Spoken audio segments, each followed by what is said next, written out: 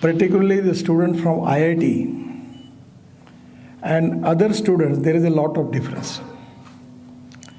Because you are doing a lot of research, innovation. And I always telling to the people two important philosophies.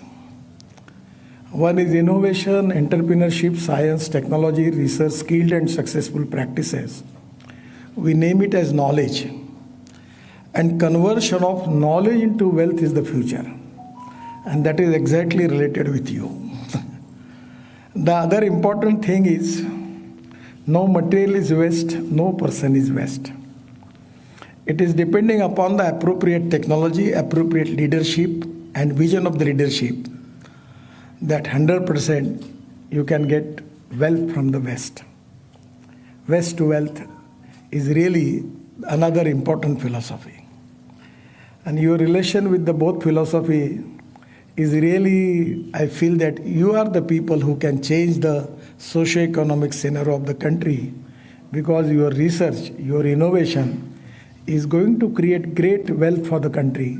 Not only wealth, but you can make Indian economy number one economy in the world. That type of technology and research is already you are doing. And IIT Mumbai is the leading organization as compared with the other IITs. So I am really happy to interact with you. First of all, regarding the management, I remember, because when I was entering here, I remember I constructed 55 flyovers in Mumbai. And that one of the flyover was here. And I taken the land from L&T. And that flyover, it was very difficult because the alignment was it coming through the factory of L&T. So I requested the management and giving land to me for that project. So there was a lot of discussion with L&T. Actually, L&T was working with me in Mumbai-Pune Express Highway. So at that time, they gave me the permission. And that's why I see the success story of this flyover here. But one of the things which I feel, that in front of IIT, the construction of metro is going on. And just 1 year before, I appointed a committee under the chairmanship of Ravi Sinha from your IIT. I sent that delegation to Singapore and Malaysia. And actually, on their committee report, we have accepted the policy. And that policy is, it's really a great research.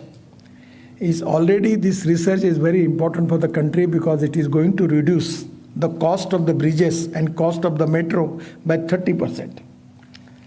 In India, distance between the two piers is maximum up to 30 meters. But in Malaysia, they have successfully experimented the distance between the two piers is up to 120 meters. 120 meters.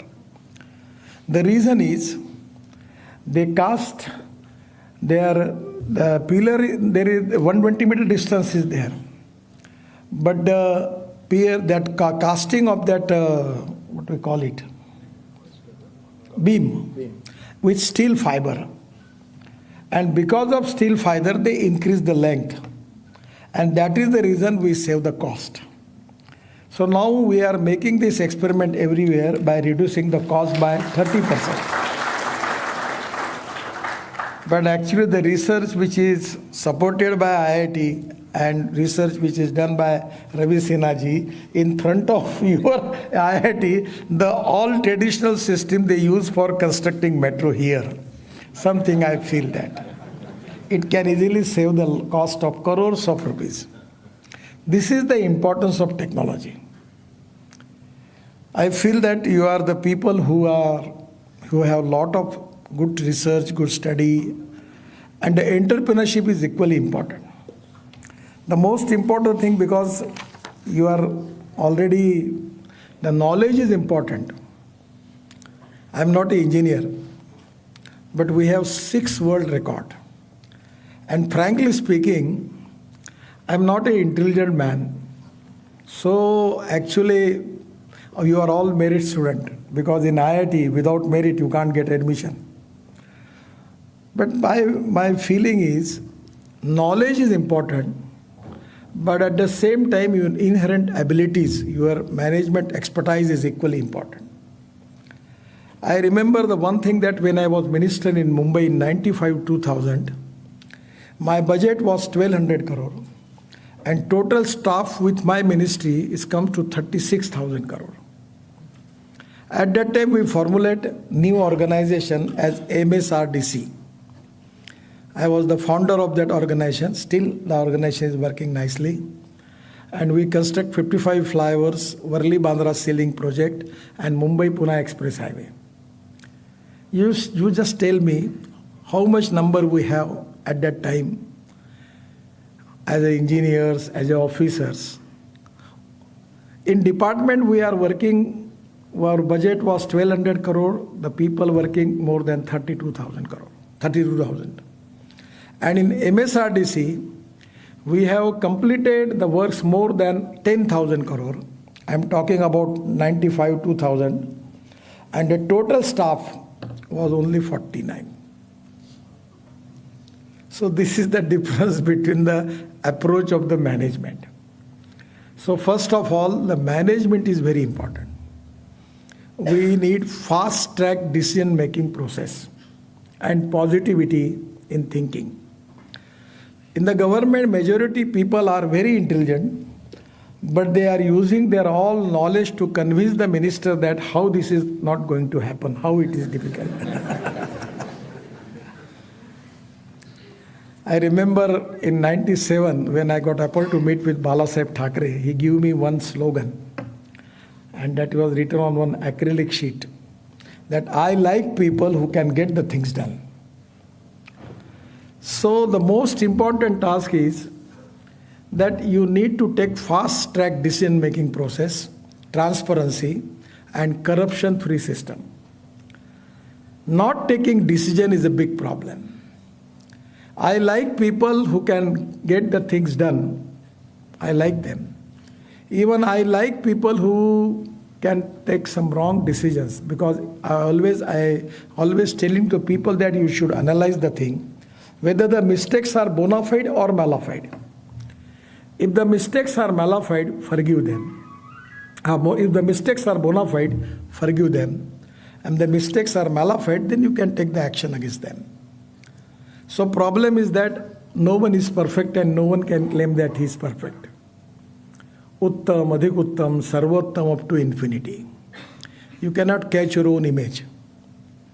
हमारे बीच में कोई पूर्णांक नहीं है, सब अपूर्णांक है, और ऐसा कोई व्यक्ति नहीं कि जो पूर्णांक है, और इसलिए हर समय गलती हो सकती है. If the mistakes are bona fide, forgive them. पर गलती से सुधरना चाहिए. और इसलिए मैं ये मानता हूँ कि मैनेजमेंट में हमारे यहाँ सबसे बड़ी इंपॉर्टेंट चीज़ है पॉजिटिविटी चाहिए, डिसीजन मेकिंग प्रोसेस फास्ट चाहिए, ट्रांसपेरेंसी चाहिए और करप्शन फ्री सिस्टम चाहिए. The most important thing in the management is teamwork. And because for the teamwork you need human relationship. Respect should not be demanded, it should be commanded. If you deserve for it, you will get it. But sometimes ego, arrogance, these are the problems which are facing on the higher level of the management. And they discriminate the people. The human relationship is the biggest strength of politics, business, and social work. Everywhere, the human relationship is most important. Without your relationship, you cannot make miracles. And for that human relationship, after if you have good human relationship, then there is a good team. I always telling to people one of the important example which is related with you from mathematics. ए व्यक्ति ने ए square काम किया और B व्यक्ति ने B square काम किया, तो total work is A square plus B square. But when A and B comes together, thinks together and works together, the answer is A square plus B square plus twice AB. And this twice AB is a result of collective team spirit. Subordinate के साथ अच्छा व्यवहार करिए. अहंकार, मान, सम्मान, प्रतिष्ठा में मैं बड़ा हूँ तुम छोटे हो, मुझे ज़्यादा समझता है तुमको नहीं समझता है, ऐसा समझ के नहीं करना चाहिए. जब आप छोटे से छोटे व्यक्ति से अच्छा व्यवहार करोगे, वो आपके लिए बहुत काम करेगा, बहुत काम करेगा। मेरे लाइफ का एक्सपीरियंस है कि मैं जब पीडब्ल्यू मिनिस्टर था महाराष्ट्र में, तो एक सोलापुर के रेस्ट हाउस में एक खानसामा था। तो बाद में मेरा मंत्री पद चला गया और फिर कभी मैं सोलापुर जाता था, वो डब्बा लेके स्टेशन पे आता था। रात को गाड़ी आती थी सोलापुर से मुंबई, तो जनरली उसी से आता था। तो मैंने उसको एक बार कहा कि भाई तुम क्यों आते हो डब्बा लेके, ना मैं तुम्हारा मंत्री हूँ, ना मैं महाराष्ट्र सरकार में भी हूँ अभी, तो तुम क्यों तकलीफ उठाते हो, तुम क्यों लेके आते हो। तो उसने मुझे जवाब दिया कि सर आप जब मंत्री थे तो आपने मुझे इतना प्रेम दिया, मेरा प्रमोशन हुआ, मेरे साथ आपने अच्छा बिहेवियर किया, मैं कभी ज़िंदगी में उसमें भूल नहीं सकता। और वो रिस्पेक्ट के लिए मैं आपके पास लेके आता हूँ और उसके आंखों में आंसू आए। मुझे कुछ नहीं चाहिए, आप केवल मेरी रोटी और सब्जी खा लोगे तो भी मुझे खुशी होगी, इतना आप केवल करिए। तब मैंने उसको कभी नहीं रोका। अभी भी मैं सोलापुर जाता हूँ, अभी वो रिटायर्ड हो गया है, फिर भी मेरे लिए वो कभी ट्रेन से आता हूँ तो अभी हवाई जहाज में गया तो भी आता था। So I always telling to the people, मैं तो पब्लिक लीडर हूँ, पार्लियामेंट का मेंबर हूँ, और ऐसे कॉन्स्टिट्यूंसी में चुनाव लड़ा कि जब मुझे मनाही की गई थी यहाँ से मत लड़ो, और अभी मैं चुनाव लड़ा, इस बार 3.5 लाख वोटों से आया हूँ। अगले चुनाव में 5 लाख से ज़्यादा वोटों से जीतूंगा। और मैंने अभी तय किया है कि मैं फोटो नहीं लगाऊंगा, कटआउट नहीं लगाऊंगा, खिलाने पिलाने की बात ही नहीं। अब चुनाव मेरे हिसाब से चलेगा, जिसको देना है वोट दे, नहीं देना वो मत दे। मुझे विश्वास है लोग देंगे, क्योंकि आप पॉजिटिविटी के साथ, ऑनेस्टी के साथ जब लोगों में काम करेंगे तो कास्ट, कैश, सब बातें, जो रिलीजन, सब तो ऊपर उठ के लोग तुमको सपोर्ट करते हैं। और इसलिए somewhere your leadership approach, you are also the leader, business leader बनने वाले। अभी बड़े बड़े यूएसए में सीईओ बने, आपके यहाँ से गए हुए लड़के बने। तो स्वाभाविक रूप से मैनेजमेंट इज बहुत इंपॉर्टेंट है, और एंटरप्रेन्योरशिप सबसे ज़्यादा इंपॉर्टेंट है। We have institute of management, institute of human resources, institute of financial management, institute of entrepreneurship नहीं है।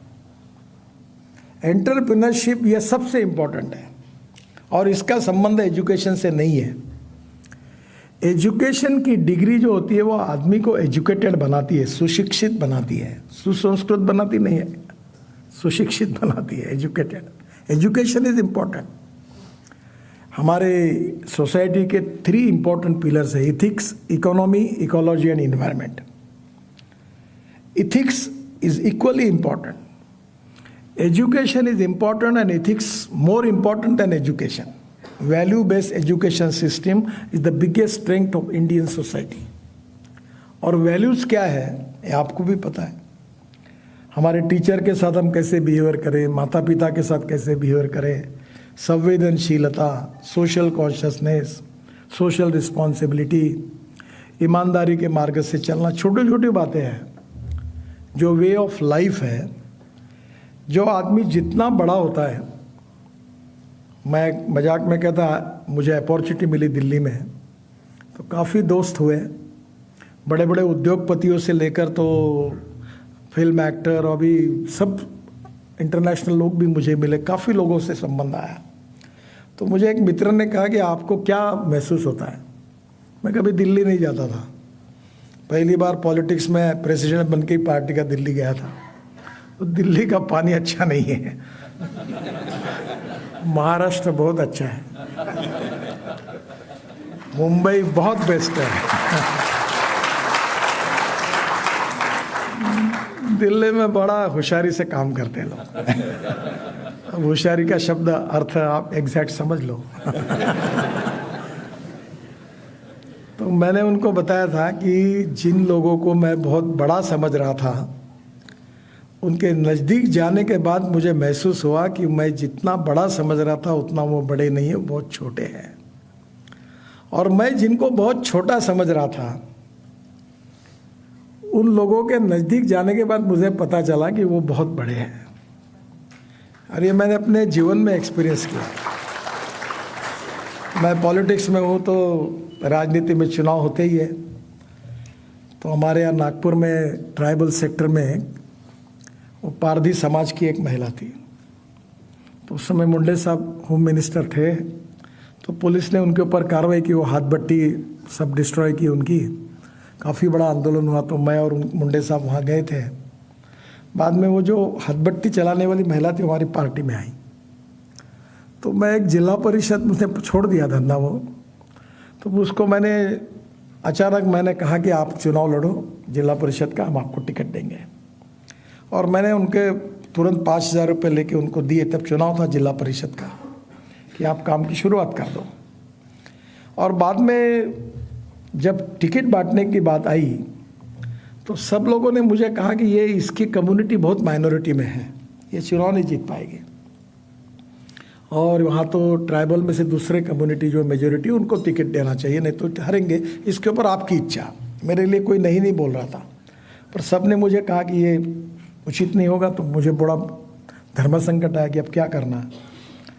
तो मैंने 5,000 रुपये भी दिए थे और प्रॉमिस भी दे दिया था। और वैसे चाहता तो मैं टिकट दे सकता था, मेरे लिए कोई विरोध नहीं कर रहे थे, पर मुझे वो ठीक नहीं लगा। तो मैंने उस महिला को बुलाया और मैंने उनको कहा कि मुझे माफ़ करिए, आपको टिकट नहीं दे पाते क्योंकि जितना मुश्किल होगा ऐसा सबका कहना है। मैंने तो आपको कह दिया और आपने काम भी शुरुआत कर दिया।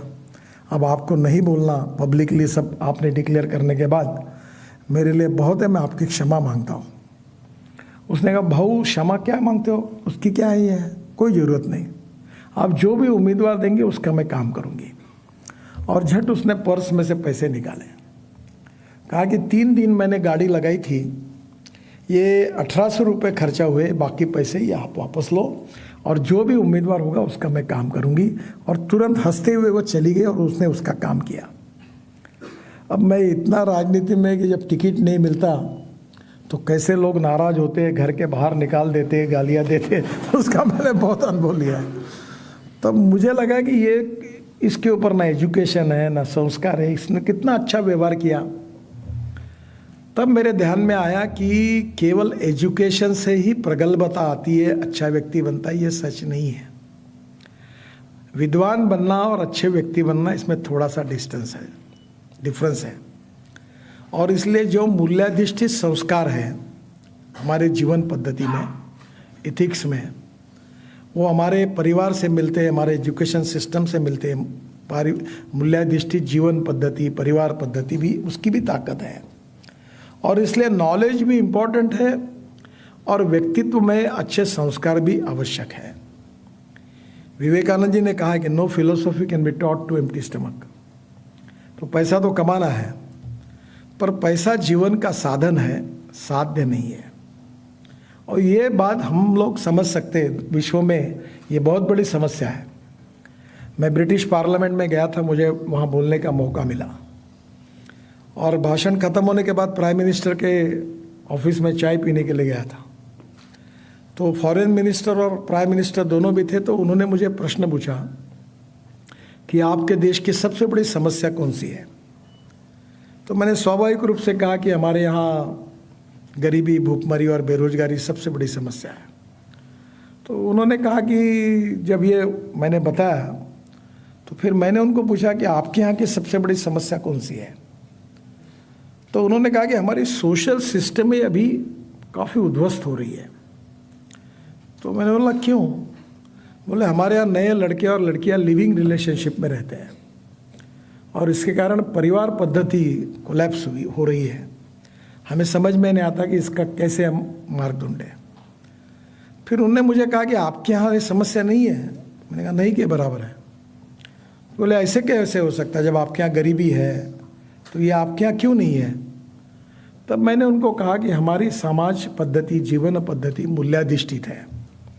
गरीब के घर में भी अच्छे संस्कार हैं और अच्छे संस्कारों के कारण, जो मूल्याधिष्ठित संस्कार पद्धति है उसके कारण हमारे यहाँ ये समस्या नहीं के बराबर है।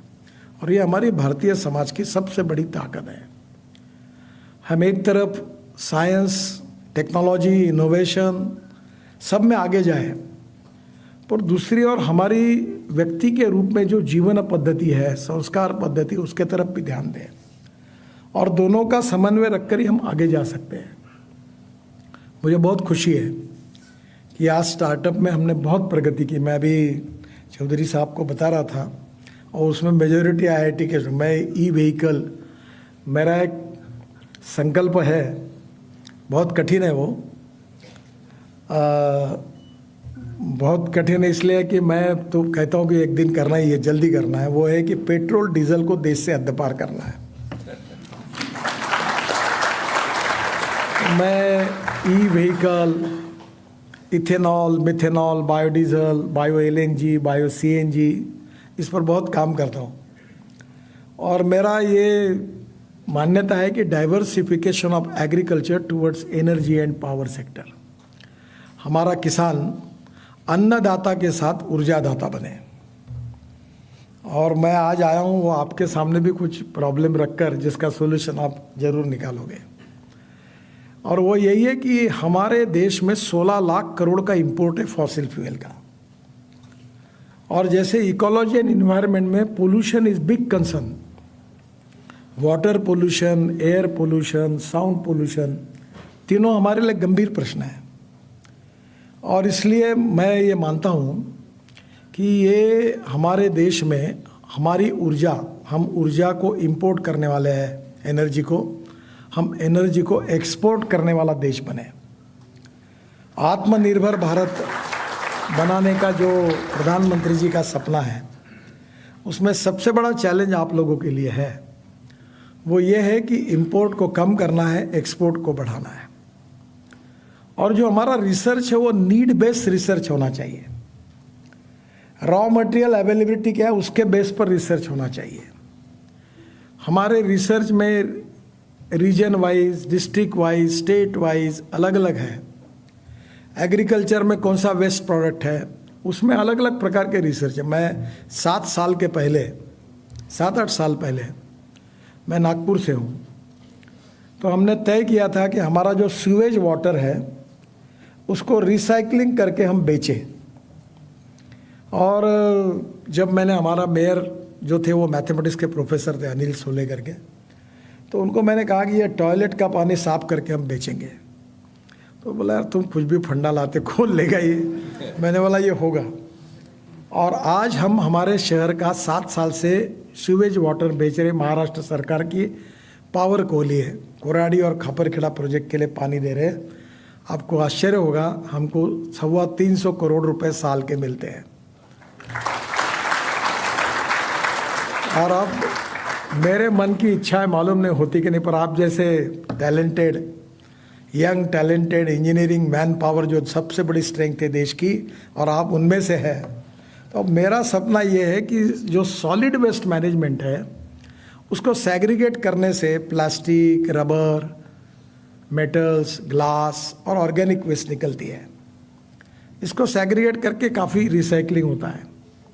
और ऑर्गेनिक वेस्ट बायोडाइजेस्टर में डालकर उससे मीथेन निकलता है, मीथेन से बायो CNG, बायो LNG निकल सकता है, और उसके बजाय उससे ग्रीन हाइड्रोजन भी तैयार हो सकता है। तो अभी इलेक्ट्रोलाइजर में हम लोग वर्ल्ड में सबसे हाई नंबर 1 है। We are the number 1 manufacturer of electrolyzer in the world. Bangalore में बहुत अच्छा काम कर रहे हैं, मैंने इनॉग्रेट किया एक फैक्ट्री को।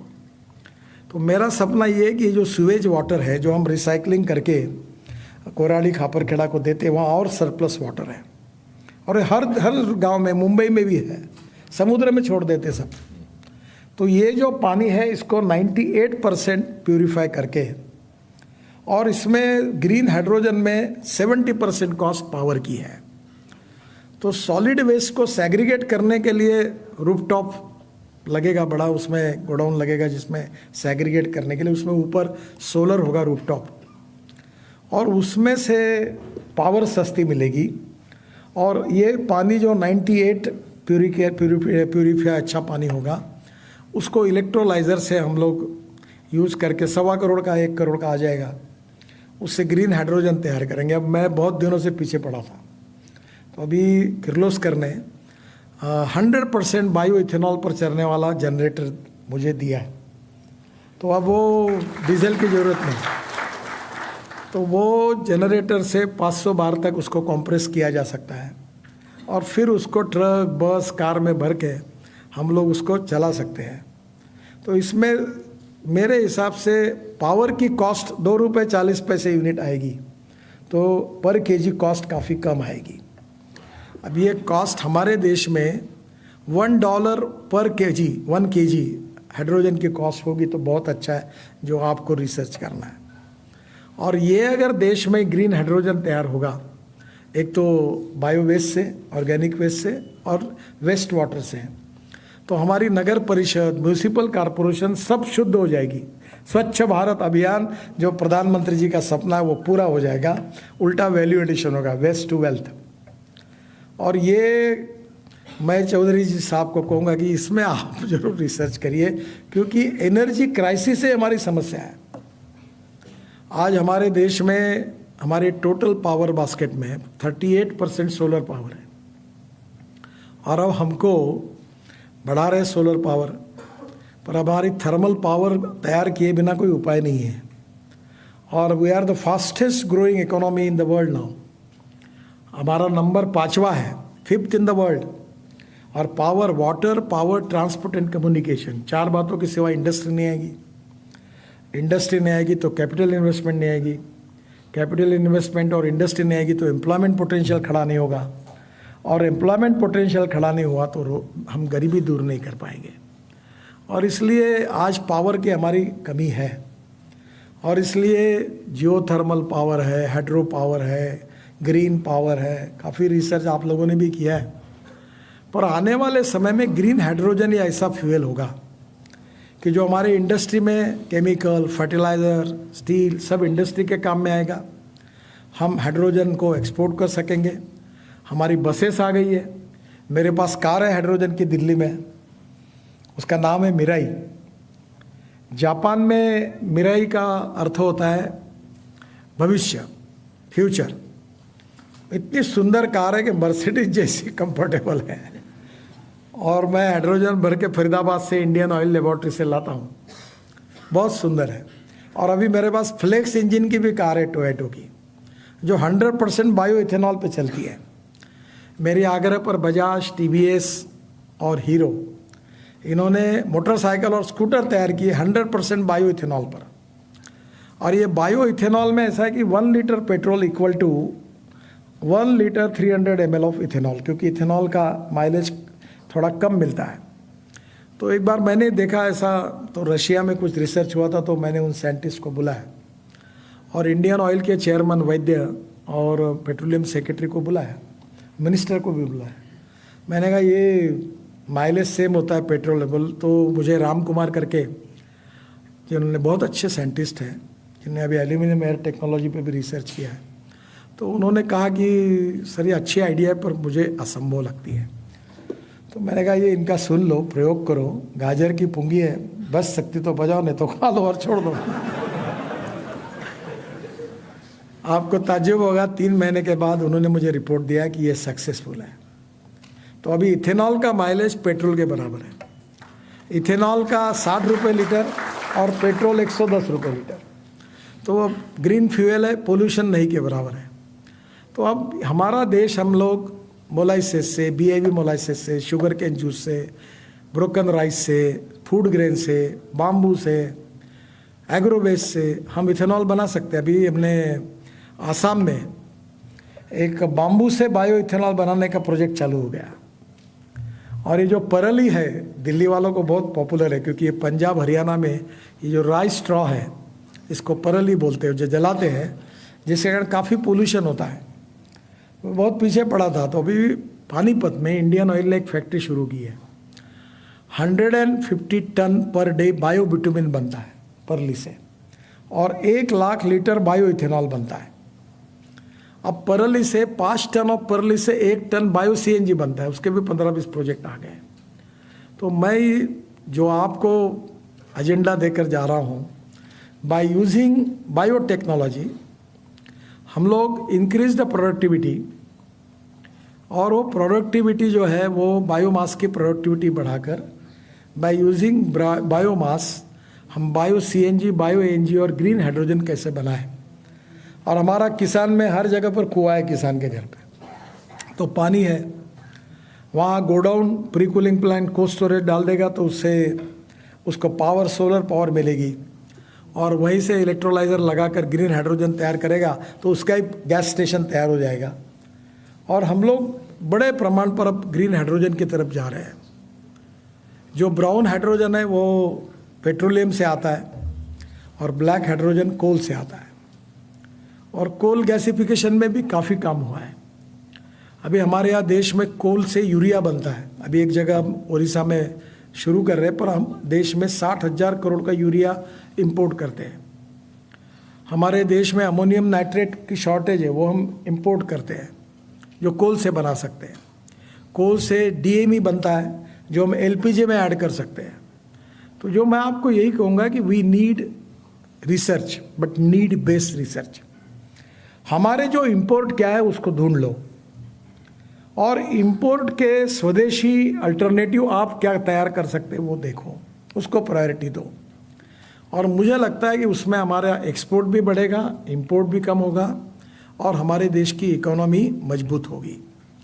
दूसरी जो इम्पोर्टेंट चीज़ है, हमारे देश के टोटल ग्रोथ में हमारी 22 to 24% जो जीडीपी ग्रोथ है वो मैन्युफैक्चरिंग सेक्टर से आती है, 52 से 54% सर्विस सेक्टर से आती है और 12% एग्रीकल्चर से आती है।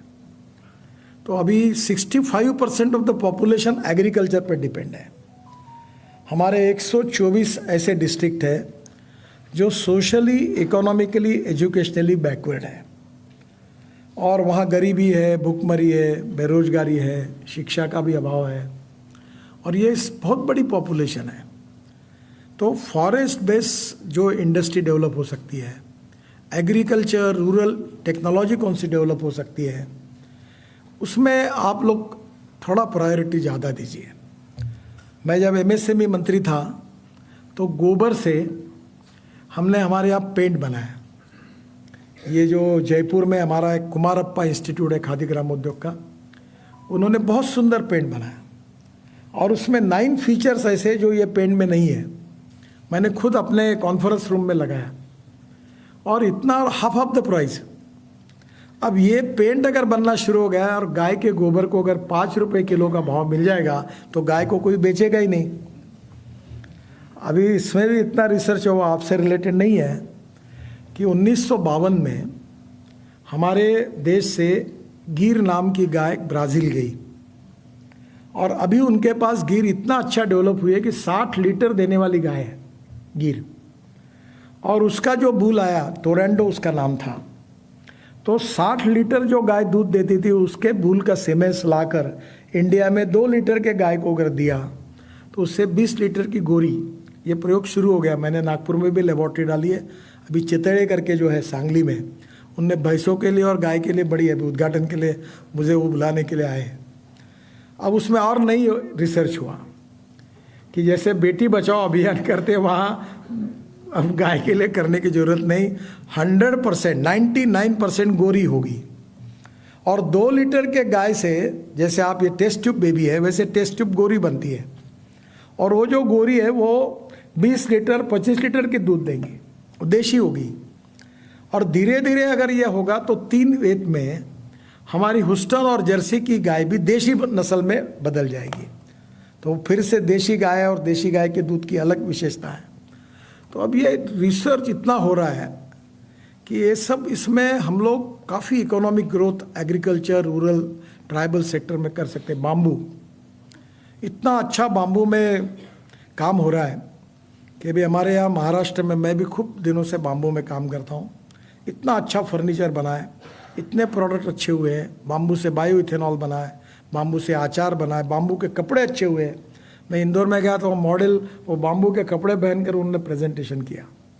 इतना बाम्बू से अच्छा फाइबर है। अब बाम्बू में अभी हमारे घर पे करके एक है सिंधुदुर्ग जिले में, टाटा ने उनको काफ़ी मदद की है। उनको अभी हमारे मालदीव्स में उनको बहुत बड़े ऑर्डर मिले। अभी वो दोहा का एयरपोर्ट बाम्बू का वो बना रहे हैं। आप दिल्ली आएंगे तो हमारे यहाँ ताज मानसिंह होटल है, उसमें एक मचान 5 स्टार और पचान करके रेस्टोरेंट है, वो पूरा बाम्बू से बना है। तो बाम्बू में ऐसी स्थिति है कि मैं जब एमएसएमई मंत्री था तो चाइना से अगरबत्ती की गाड़ियाँ इंपोर्ट होती थी। मैं खूब पीछे पड़ा और मैंने वो इंपोर्ट बंद किया, तो चाइना में जिस गांव में अगरबत्ती की गाड़ियाँ बनती थी वहाँ मेरा पुतला फूका हुआ के लोगों ने मैंने उनका पूरा इंपोर्ट बंद कर दिया। अभी प्रॉब्लम ये है कि हमारे आसाम में नॉर्थ ईस्ट में बाम्बू बनता है, तो मैं एक मल्टी मॉडल हब बना रहा हूँ जोगीघोपा में, आसाम में, जहाँ ब्रह्मपुत्रा भी है, एयरपोर्ट भी है, रेलवे भी है और नेशनल हाईवे है। और वो नॉर्थ ईस्ट का बाम्बू अपने देश में आए और वहाँ केवल स्टिक बन जाए, बाद में यहाँ अगरबत्ती बने। तो अब धीरे धीरे काफ़ी डेवलप हुआ है।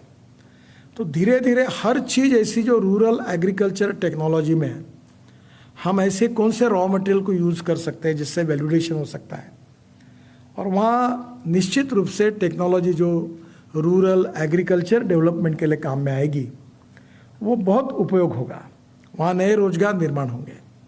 तो मैं तो आग्रह करूँगा, वैसे हमारे रोड सेक्टर में काफ़ी IITs काम करती है, बॉम्बे IIT को भी हम हर जगह बहुत। आपको और एक अच्छी बात बताता हूँ कि IIT वाला क्या कर सकता है।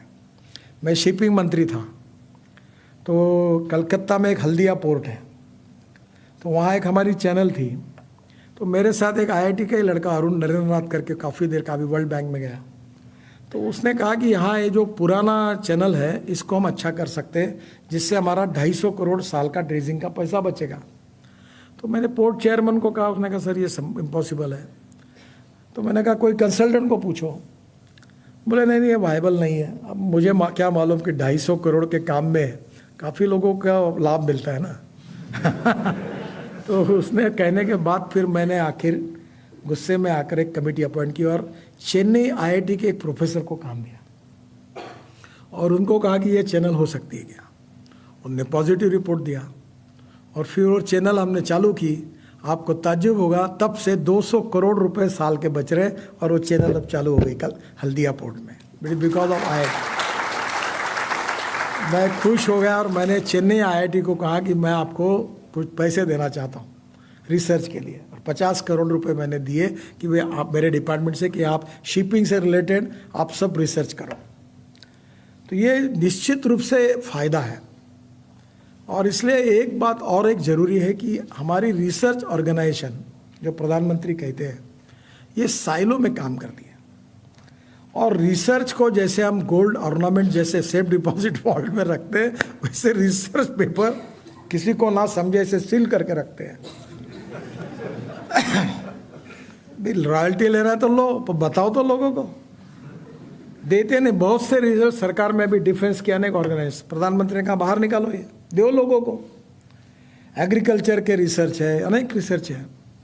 तो रिसर्च जो है वो लोगों तक पहुंचनी चाहिए, उसमें लोकाभिमुखता होनी चाहिए। इसके लिए we need cooperation, coordination and communication between the stakeholders. This is very important. और ये अगर होगा, जैसे मैं ऑटोमोबाइल का काम करता हूँ, मैं अभी ट्रांसपोर्ट मिनिस्टर मेरे पास है। अब मैं 260 केबल कार बना रहा हूँ, रोप वे फेनोकुलर रेलवे बना रहा हूँ 260। तो लद्दाख और लेह में, श्रीनगर और लद्दाख लेह को जोड़ने वाली कारगिल में मैं टनल बना रहा हूँ, और उसमें आपको खुशी होगी कि ये टनल 12,000 करोड़ की थी। 4 बार टेंडर हुई, पर हमारे लोगों ने साल भर हमने अध्ययन किया, उसकी काफ़ी टेक्नोलॉजी और इसमें रिसर्च किया, और अब टेंडर निकला तो हमारे 5,000 करोड़ बच गए, हमने कॉस्ट बचाई। और अभी वो टनल वहाँ जो है लद्दाख लेह में पहाड़ी पर लोग रहते हैं। तो मैं एक IIT का, ये शायद आपके मुंबई IIT के ही होंगे, वो पता नहीं मुझे, गोवा में है, उन्होंने एक छोटा सा फेनिकुलर रेलवे बनाई है। तो मैंने उनको बुलाकर वहाँ के गवर्नर के पास भेजा, और अब वो मैंने कहा कि एक पायलट प्रोजेक्ट तुम बनाओ, विदेशी कंपनी के बजाय मैं आपको काम देता हूँ, एक पायलट प्रोजेक्ट बनाओ। अगर सक्सेसफुल हुआ तो मैं 1200 करोड़ को आपको काम दूंगा, 30-40 प्रोजेक्ट का।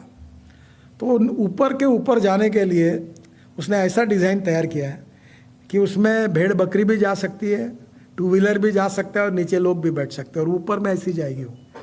तो वहाँ के लोगों का जीवन ही बदल जाएगा। नहीं तो इतना डीजल से इतना टाइम भी लगता है और तकलीफ भी होती है। तो अब बहुत जगह mass rapid transport on electricity, अभी बंगलोर में मैं गया था, इतना बंगलोर में ट्रैफिक जाम है, इतना पोल्यूशन है। तो मुख्यमंत्री को मैंने कहा कि मैंने हमारे यहाँ एक प्रेजेंटेशन डॉफल मेयर करके कंपनी ऑस्ट्रिया की, वो हवा में चलने वाली डबल डेकर बस थी, मुंबई में ऐसी चाहिए, और वो बनाने के लिए हम लोग अभी स्टडी कर रहे हैं। तो वो डबल डेकर बस है, 200 लोग ऊपर के ऊपर हवा में जाएंगे, जैसे ये पवे के पहाड़ से ऊपर निकल कर नरीमन पॉइंट तक ऊपर के ऊपर जाएंगे, तो ये एकदम आपको आसानी होगी, समय बचेगा। तो ये जो नई नई टेक्नोलॉजी आई है ट्रांसपोर्ट सेक्टर में, उसमें आपकी मदद चाहिए। मैं कुछ दिन पहले मुंबई आया था, मुंबई में मैंने डबल डेकर इलेक्ट्रिक बस की शुरुआत की। अब आपको तो इलेक्ट्रिक में हमारे देश में 1.5 लाख बसेस हैं, और इलेक्ट्रिक की बस, अभी डीजल की बस जो बेस की चलती है उसकी पर किलोमीटर कॉस्ट 115 रुपये पर किलोमीटर है, और इलेक्ट्रिक बस जो 5,500 बसेस का हमने भी टेंडर बुलाया था, उसमें नॉन एसी बस का 39 रुपीज़ पर किलोमीटर और एसी बस का 41 रुपीज़ पर किलोमीटर। अच्छा, डीजल के बस में डीजल की चोरी होती है, इलेक्ट्रिक बस में चोरी करने का कोई चांस नहीं। अच्छा, टिकट के भी सिस्टम को ऐसा बना दिया है कि एक तो मोबाइल फ़ोन पे या कार्ड पर, तो वो टिकट कंडक्टर कभी टिकट काटता ही नहीं था, वो जेब में पैसा रख देता था, तो सब लॉसेस में है। तो मुझे लगता है कि अभी देश में अगर ठीक से हुआ तो 10 लाख बसेस लगेगी इलेक्ट्रिक की, double decker, air condition, luxury buses. अब धीरे धीरे उसके चार्जिंग के, मैं जब पहले ये बात करता, लोग बोलते थे रास्ते में गाड़ी बंद हो गई इलेक्ट्रिक की तो कैसे करेंगे, और दुनिया भर के सवाल पूछते थे। अब कोई नहीं पूछता, अब वो सक्सेस हो गया। अभी हमारे देश में टाटा के इलेक्ट्रिक कार के लिए 1 साल की वेटिंग लिस्ट है। अब लोग मेरे पास आते, तुम्हारी चिट्ठी दो और आउट ऑफ टर्न हमको गाड़ी मिला के दो। अब वो पॉपुलर हो गया, इलेक्ट्रिक पॉपुलर हो गया। अभी LNG का ट्रक मैंने लॉन्च किया पूना में, उसमें 50% डीजल की तुलना में बचत है, और एक इसमें वो 1400 किलोमीटर चलता है। ब्लू एनर्जी करके कंपनी है, उनका पूना में मैंने ट्रक लॉन्च किया। अभी मर्सिडीज़ की इलेक्ट्रिक कार लॉन्च की। अब सब गाड़ियाँ बदल रही, जो नहीं बदले वो नुकसान ही कार है, उनका सेल कम हो गया। एक बहुत बड़े उद्योगपति है ऑटोमोबाइल के, उनको मैं बहुत कहता था कि तुम इलेक्ट्रिक में जाओ, तो उन्होंने मुझे अभी बताया, आप बोलते थे बोले इलेक्ट्रिक में जाओ, पर हमारा आपके ऊपर विश्वास नहीं बैठा कि ये हो नहीं पाएगा, पर आपने कर लिया। अब हमको लगता है बोले कि हम बस मिस कर दिए हमने। अब इलेक्ट्रिक में 400 स्टार्टअप है, और वो ऐसे स्कूटर बना रहे हो, दिमाग तो लगाते हैं, होशियार है आप IIT वाले। अब वो 125 किलोमीटर की बजाज और TVS की स्कूटर है, ये 60 किलोमीटर की बनाए, तो बैटरी की कॉस्ट कम होगी तो इनकी सस्ती है। तो उन्होंने स्टडी किया है कि एक स्कूटर वाला दिन में 24 से 26 किलोमीटर ही चलता है, तो फिर 125-30 किलोमीटर की ज़रूरत ही नहीं, तो कॉस्ट कम हो गई। तो 60,000 और 70,000 में 2 व्हीलर मिल रहा है। तो छोटे छोटे लोग, सफाई कामगार, पियून, सिक्योरिटी गार्ड, सब स्कूटर ले रहे हैं, तो उसकी डिमांड भी बढ़ी है। अभी कार्ड बन गया, ई-रिक्शा हुआ। ये ई-रिक्शा आज देश में, मुझे बहुत बार पूछते लोग कि आपने सबसे अच्छा काम कौन सा किया, तो मैं एक ही बताता हूँ कि साइकिल रिक्शा को बंद किया। 1 करोड़ लोग आदमी को ढोने का काम करता था, ये टेक्नोलॉजी है। ये मैकेनिक्स ड्रिवन ई-रिक्शा आया, और मैं नया मंत्री बना था, मैंने खूब उसको प्रमोट किया। तो ये जिनके धंधे इससे ख़राब हुए वो कोर्ट में गए, तो मैंने अलाउ किया था कि वो इसका चक्का लो, उसका एक्सल लो। तो मुझे हमारे डिपार्टमेंट के लोग बोले इसका ये, उस कंपनी का ये। बोले देखो, महात्मा गांधी जी ने एक बात बताई थी कि जब तुमको कोई भी निर्णय करना पड़ेगा, अगर वो निर्णय तुम्हारे स्वार्थ के लिए करते हो तो गलत है, पर गरीब के हित के लिए करते हो तो उस कानून को तोड़ना है तो तोड़ो। मैंने बोला ये तोड़ो, भले वो बजाज का एक्सेल वापरे या हीरो का चक्का लगाए, ये स्टैंडर्ड है, इसको अलाउ कर दो। तो सुप्रीम कोर्ट तक केस चली, हम जीत गए। और आज 1 करोड़ लोग जो थे, आदमी को ढोने का काम करता था, जो पीठ पर अपना 1 क्विंटल का बोझा लेके चलता था, वो ई-कार्ट आ गए, ई-रिक्शा आ गए। अब अमेजोन ने पूरे ई-रिक्शा, सब जगह ई-रिक्शा आ गए, ई-कार्ट आ गए, और देश में 1 करोड़ लोग एक प्रकार से मानवीय गुलामगिरी से मुक्त हुए, उनका शोषण खत्म हुआ, और आज मैकेनिक्स ड्रिवन ई-रिक्शा चला। This is the use of technology जो आप काम कर रहे हैं। You can make miracles. और इसलिए मेरा विश्वास है कि समाज उपयोगी, गरीब उपयोगी गांव, गरीब, मजदूर, किसान, एग्रीकल्चर, रूरल, ट्राइबल, जो दरिद्र नारायण है उनके लिए ज़्यादा रिसर्च को प्रायोरिटी दो। बाकी भी रिसर्च इम्पॉर्टेंट है, पर इस देश की गरीबी, भूखमरी और बेरोजगारी को दूर करने के लिए एग्रीकल्चर, रूरल, ट्राइबल और गरीब लोगों के इसमें जो रिसर्च होगा उसका काफ़ी बड़ा फ़ायदा सोशो इकोनॉमिक ट्रांसफॉर्मेशन के लिए होगा। और मुझे विश्वास है कि आप लोग इसमें बहुत अच्छा काम कर रहे हैं। मैं रोड सेक्टर में टनेल्स, ब्रिजेस, रोड सब आईआईटी की मदद लेता हूँ। कुछ भी ब्रिज गिरता है तो आईआईटी के प्रोफेसर को भेजता हूँ, because your reputation is very good. जो साहब ने बताया, एक बात आखिरी में बताता हूँ, रेपुटेशन ये बहुत बड़ी ताकत है। Honesty, credibility and reputation is the biggest capital of 21st century. अगर आपके पास पैसा आ जाएगा, टेक्नोलॉजी आ जाएगी, पर विश्वसनीयता ये बहुत इम्पोर्टेंट चीज़ है और ये 21st सेंचुरी की सबसे बड़ा कैपिटल है। मुझे विश्वास है कि आप लोग जब यहाँ से निकलोगे तो और एक बात है जो मैं कहता था, मैं ऐसे फैमिली में बिलोंग करता था कि मेरी बहनें एक न्यूक्लियर साइंटिस्ट थे मेरे जीजा जी, तो मेरी दोनों बहनें मुझे कहती थी तुम नौकरी करो। मैं पढ़ते हुए कहता था, माँ कहती थी नौकरी करो, तो मैं कहता था नौकरी नहीं करूँगा तो क्या होगा? बोले तुम्हारी शादी नहीं होगी। तो मैंने कहा मैं जमा लूँगा। पर वो सब घर में ऐसे ही एटमॉस्फेयर था कि नौकरी। तो मैंने एक दिन कहा कि मैं नौकरी करने वाला नहीं, मैं नौकरी देने वाला बनूँगा। मैं इंटेलिजेंट इतना नहीं था आप जितने हैं, मैं इंजीनियर नहीं हूँ। There is a misimpression about me कि मैं इंजीनियर हूँ। बहुत लोगों को ये सही नहीं लगता, पर मैं इंजीनियर नहीं हूँ। पर मैं प्रैक्टिकली काम करता था तो एंटरप्रेन्योर था। अब मैं 15,000 लोगों को रोज़गार दे चुका हूँ और मैं सोशल एंटरप्रेन्योर हूँ।